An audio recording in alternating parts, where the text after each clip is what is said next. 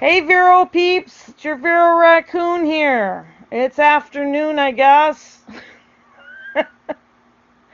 I spend a lot of the day sleeping, and now I've been trying to catch up with Vero, catch up with y'all. I have missed a little, and that's okay. I as you know, I had some company because my son had his variety show last night, which was a success. And my parents were in town for a couple of days. They left at the butt crack of dawn this morning, which is 6 a.m.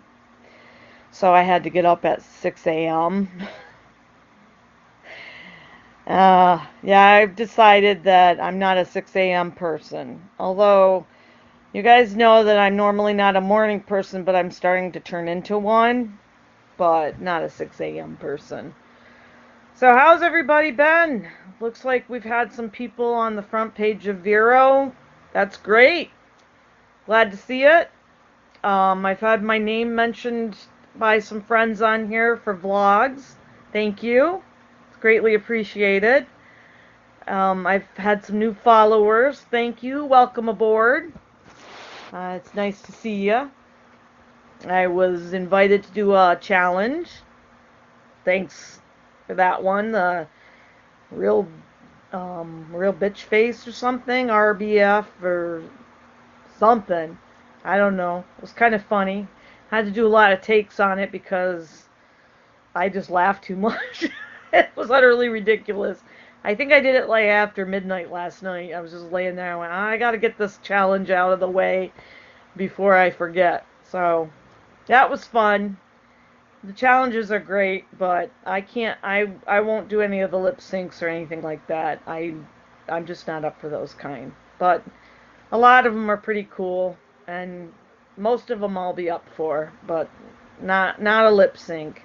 Not a lip syncing chick, so oh, excuse me. I've got something going on with my throat, um so the play went well, a variety show. The theme was Disney, and they did actually a lot of songs that aren't the normal ones that you hear all the time. And my son picked out Do the Monkey by the Wiggles. I guess they're a Disney. They're owned by Disney. What doesn't Disney own anymore? They own everything. Um, and it he did really well with that. And then they did a dance to Just Can't Wait to Be King by the Lion King, from the Lion King. Went really well. So the whole play the, was great. And my daughter and my future ex-son-in-law managed to show up, so that was a nice surprise. So they were there, and my parents got to meet Cameron's favorite aide, so that went nice. And the visit with my parents went really well, so it was a good time. But now I need to catch up on my sleep and stuff. But anyway, what I wanted to talk about is the. Oh, I'm so sorry. Excuse me. The Every time we have a variety show, the founder of my son's school, Veronica Federaconi, gets up and gives a speech before the start. And she always makes sure to mention the staff at the school, which is fantastic because without them, the school wouldn't run. We have a lack of a lot of funding for teachers, especially when it comes to teachers that work with special needs students, all walks of special needs. You've got teachers, um, occupational therapists, speech teachers, physical therapists, teachers' aides, all those types of people that you need to think about. Plus, you have your office staff and everything. So there's a lot of people to think about. Well, at Cameron's school, it's a for-profit school, so they have to concentrate on getting a lot of funding from the government, plus the state, plus the local government, and donations, stuff like that. Well, we're understaffed, for one thing, and we're a lot of times a starter school for when teachers get out of college. They start with us, but they don't stay with us because they don't make enough money to live on and start paying off their college loans. So the turnover rate is really fast. And for children with autism, um, keeping things regular for them to, get the same thing every day helps them learn easier. So when you've had the same teacher for 6 months and then all of a sudden you get a new teacher, it's like starting all over again. You get a lot of disruption in the classroom, and it's almost like going back and starting all over again. Imagine it with, I hate to say a typical child, but that's the only way I know how to say it. For them, it's all new and everything. But imagine that 10 times worse. So you get the disruption, you get some kids act out, some kids won't respond at all because teachers find different ways to get into those puzzle pieces. And they make connections because they're smaller classrooms. Like my son's in a 611 classroom.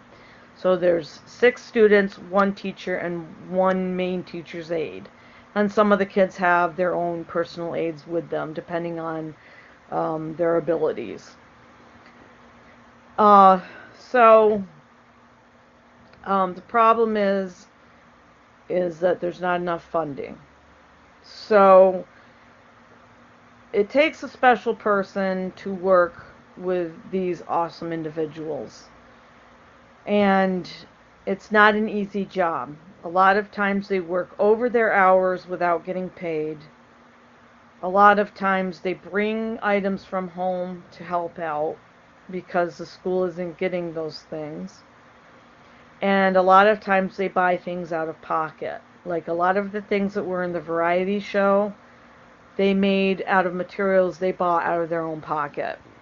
So they go above and beyond their jobs. People need to see those are the type of people that are heroes. People put football stars and basketball stars. They put people like that on pedestals. And I think of those as false heroes. I think that people have become so jaded by what they see on TV, they don't look in their own front yard.